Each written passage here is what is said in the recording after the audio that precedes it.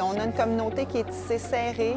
On a des petites municipalités, donc les gens sont proches, se connaissent, s'entraident, s'informent aussi, prennent soin les uns des autres. Ça, je pense que ça peut être super intéressant pour un commerçant ou pour quelqu'un d'affaires qui veut s'installer et y vivre. On connaît bien nos gens et on travaille en grande collaboration. Je vous donnais l'expérience tout à l'heure, une entreprise qui s'installe dans Nicolet-Yamaska.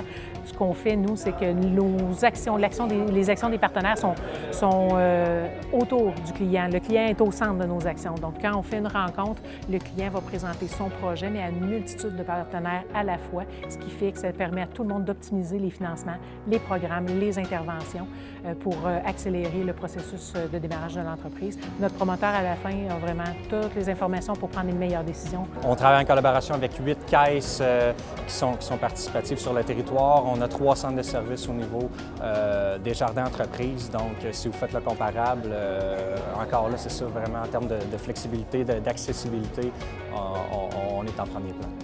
Dans la région, ce qui compte, c'est vraiment l'être humain. Donc, nous, d'abord et avant tout, que ce soit une personne qui est issue de l'immigration ou une personne qui a le goût de partir en affaires chez nous, c'est vraiment de prendre le temps d'entendre ses besoins et d'être capable de mettre autour de cette personne-là des ressources qui vont répondre à ses besoins et qui vont permettre de faire progresser son idée. À la SADC, tout comme dans la région, notre priorité, c'est vraiment l'être humain et ses rêves. MRC Nicolet qui a nous aidé à donner beaucoup de soutien et technique et financier. Alors, on est très content d'avoir ce soutien-là, puis ça nous aide énormément. Les gens, j'adorais. Les gens sont super gentils, accueillants. Et alors, ils ont partagé leur histoire.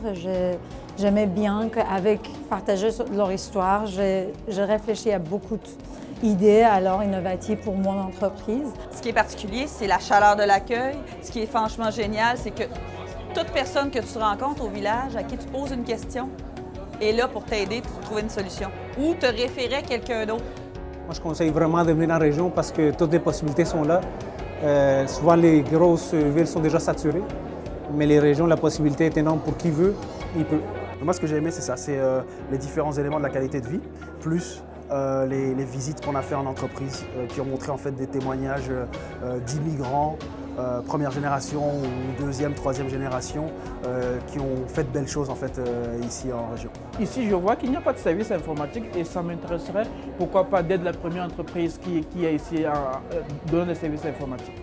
C'est vraiment très inspirant de rencontrer des entrepreneurs qui ont fait le pas, qui ont soit repris des affaires et puis qui ont continué à faire de la relève pour les entreprises d'ici ou carrément créer des entreprises. C'est vraiment très inspirant parce que c'est du concret, c'est une expérience réelle de réussite et c'est vraiment génial. Vraiment de belles ressources qui permettent à l'entrepreneur immigrant d'être accompagné, bien entouré, que ce soit dans tous les domaines, finances, sociaux et puis économiques aussi. Et pour moi, c'est très important d'être en tant qu'immigrant, d'avoir cet accueil-là, de savoir que je peux faire affaire, mais que je suis aussi quand même bien entourée avec des personnes ressources fiables qui connaissent la région et qui accompagnent vraiment les immigrants. J'ai aimé surtout les visites qu'on a pu faire, la dernière aussi avec l'histoire des entrepreneurs, donc c'est quand même assez inspirant. On a l'impression toujours d'avoir le résultat, mais on oublie qu'il y a quand même toute une histoire d'un entrepreneur derrière qui est là depuis quelques années. La politique au niveau de l'inclusion et de la diversité, c'est le Québec d'aujourd'hui. Nos conseils municipaux autant dans le milieu urbain que dans le milieu rural, doivent refléter la réalité du Québec de 2020. Au niveau de la diversité, nous parlons de la diversité culturelle, ethnique, orientation, au niveau religion. Le Québec, si on veut avoir un Québec fort, si on veut des régions fortes, il faut avoir une ouverture. Je suis heureuse d'échanger cœur à cœur, en tête à tête, de nos trésors, parce qu'ils m'appartiennent aussi. Je vis ici. Je veux vous appuyer.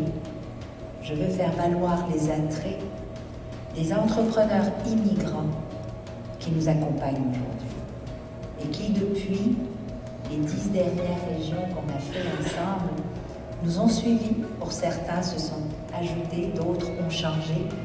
Mais mon Dieu, que ça fait du bien de voir des gens qui vivent ici, mais généralement dans les grandes régions métropolitaines, parce que c'est ce qu'on fait, on arrive là, on s'installe là. d'aujourd'hui découvrir toutes ces belles régions. Il y en a déjà quelques-uns qui ont décidé de s'y installer, d'autres d'y faire affaire, et c'est une des raisons pour lesquelles entreprendre en région a existé. D'ancrer en vous, bien solidement, cette conviction profonde que tout est possible. Quand on le choisit, quand on le veut vraiment et quand on s'investit.